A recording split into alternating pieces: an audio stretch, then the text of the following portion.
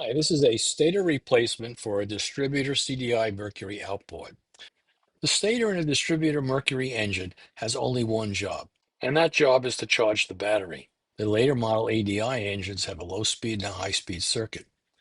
Distributor engines run off the battery, so in order to have a healthy spark, you need a really good fully charged battery. The engine will crank, but will not start on an old battery. This 1979 90 horsepower Mercury inline six is one of the cleanest two-strokes engines I've ever owned.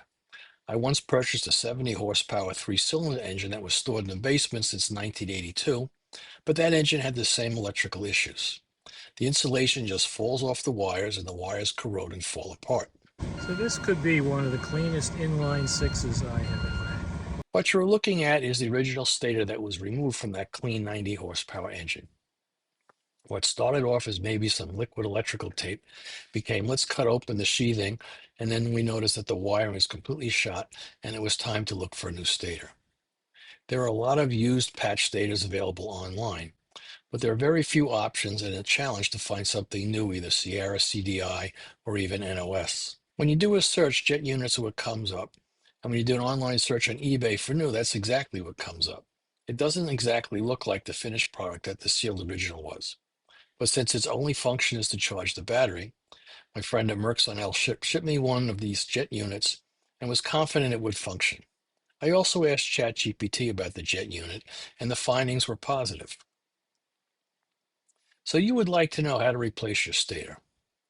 First, bring your flywheel to top dead center. Confirm it's at top dead center by pulling the top spark plug and noticing where the piston is. Then you will need to remove the top bracket to get access to the pointer and top of the distributor to remove the belt. Mark the position of the pointer on the bracket with your black magic marker. You'll also need to remove the 8mm bolt holding the cover on the distributor that prevents the belt from coming off. Notice in the red circle there is a mark on the bracket and on the distributor pulley. The top cover to the distributor has a pin, so it can only go back in one position. Then take a marker and mark the flywheel and the distributor pulley, so when you put things back together, they can only line up and you haven't changed anything.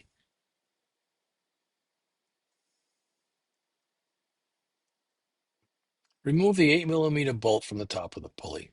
The cover will come off, and then you can slide the belt off with a flathead screwdriver. Warning, and I can't stress this enough, do not remove the 8 bolts in the center of the flywheel. Using an impact wrench and flywheel puller, the flywheel will move up and be only held in place with the belt. Lift the flywheel off and away from the belt. Now all you need to do is remove the 4 screws or bolts holding the stator. Take a photo to make sure that the wires on the stator exit exactly in the same orientation as the original. The last one required a flathead screw, but this one has Allen keys holding it in place, and there are 4 of them holding the stator onto the engine.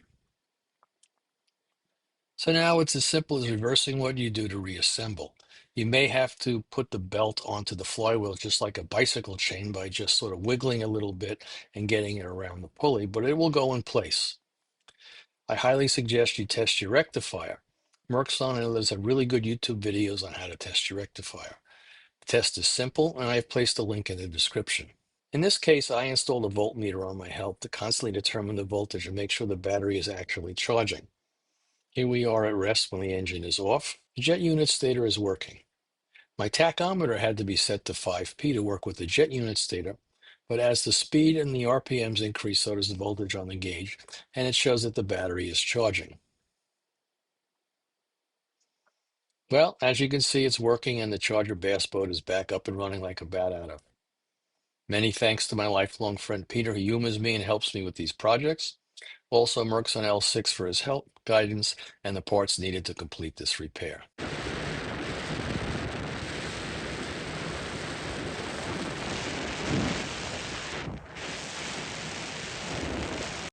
Thank you for watching this brief video.